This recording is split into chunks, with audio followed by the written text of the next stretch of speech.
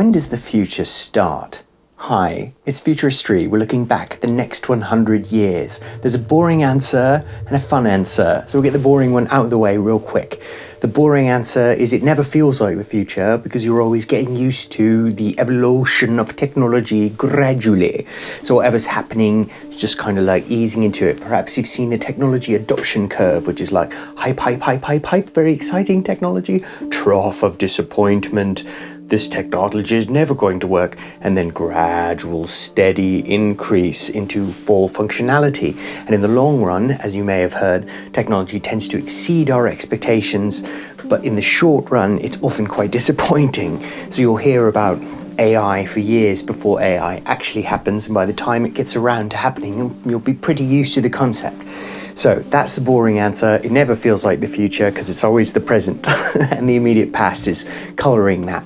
What's the fun answer? The fun answer is the 30s. The future starts in the 30s, the 2030s. We're looking back on this moment from the 2120s, 100-ish years from 2022, and you can think of the 2020s as sort of like the future episode 0. Like they're things that are here in the 2020s that feel futuristic, like Boston Dynamics is jumping, dancing robots, and the robots from the Tesla Corporation, and like early flying cars that are still in development and will be for another decade, and AI starting to talk to you. Like if you say something to your room, it might chatter back, but doesn't quite sound like a person, right? So it's all sort of like coming up on the future.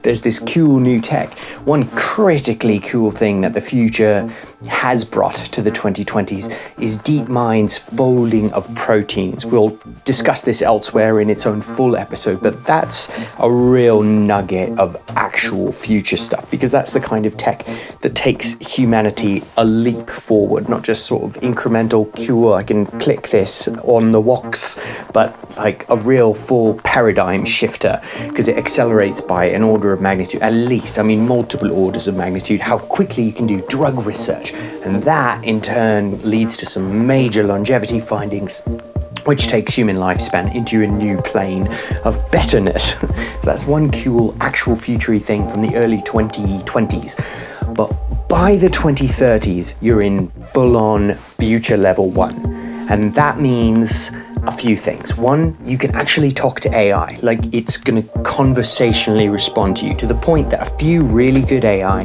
pass what's known as the Turing test, which essentially is just an experiment where you discuss anything you want with AI and some people, and you try to tell the difference. You can't see them, you're just chatting. And if you can't tell the difference, the AI is considered to have passed the Turing test. And in the early 2020s, there have been some wobbles of this. One group imitating a sort of like a 13-year-old foreign exchange student as an AI, kind of snuck through the test's loopholey rules. But you wouldn't say in 2022 that you're able to just have a full conversation with your Google or Alexa, but in the 2030s it will start to feel like that. You can just sit down and interrogate and have a meaningful back and forth with lots of AI, because they start popping up everywhere. And crucially, once they've crossed that threshold into being able to go undetected, to be as good at consciousness as, say, like a human teenager, or at least as good at exhibiting consciousness, we will consider them to have passed a threshold into consciousness. And this will be a major topic of debate. Many people will say you can't know that that thing is conscious, and the rejoinder will be you can't know that a teenager is conscious just because they're telling you that they are. And so that'll be something that sort of gets debated for a little while, but honestly not that long, because by the mid-2030s, AI is starting to do some like really obviously special stuff that's like next level.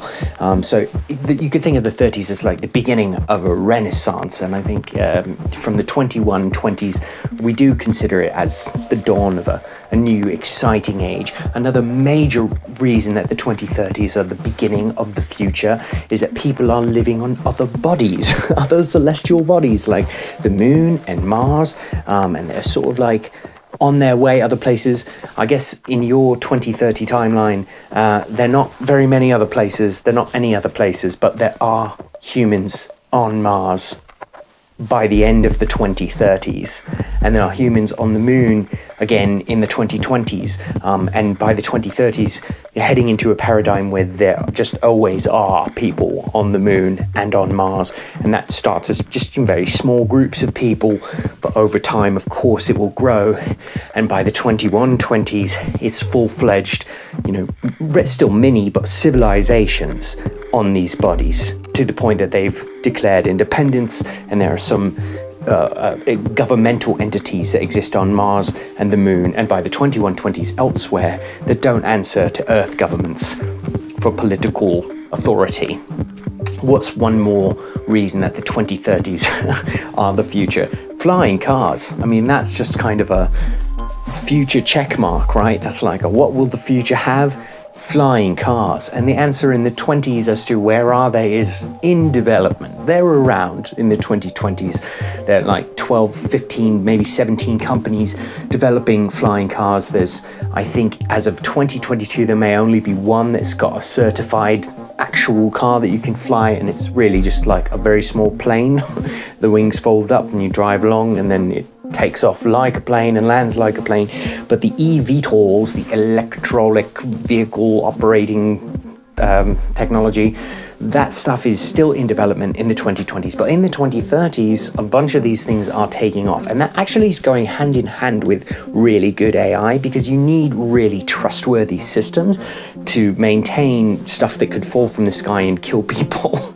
Obviously, right? So you reach a point where you sort of stop trusting humans to operate machines, because, they kill a lot of people. Like over 1 million people every year in the 2020s were dying in car accidents. In the 2120s, that just feels sort of tragic, because almost no one dies in technological accidents where I'm from, when I'm from. So you've got AI, people living on other planets, and full-on flying cars. Is there anything else you even really want? Yeah, sure. In the 2030s, you get baby nuclear fusion. That's pretty exciting. A tech that's proved out in the 2020s and starts to get technically implemented on commercial scales in the 2030s. That's really exciting.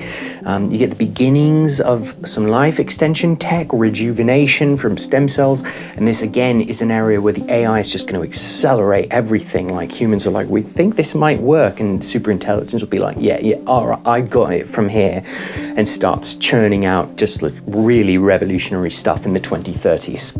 Like, it's around that time that you can expect the beginning of the end of cancer, which obviously has been historically a horrible problem for humanity. And we're building the AI, you're building in the early 20s, the AI that's going to help you get past that horrible problem.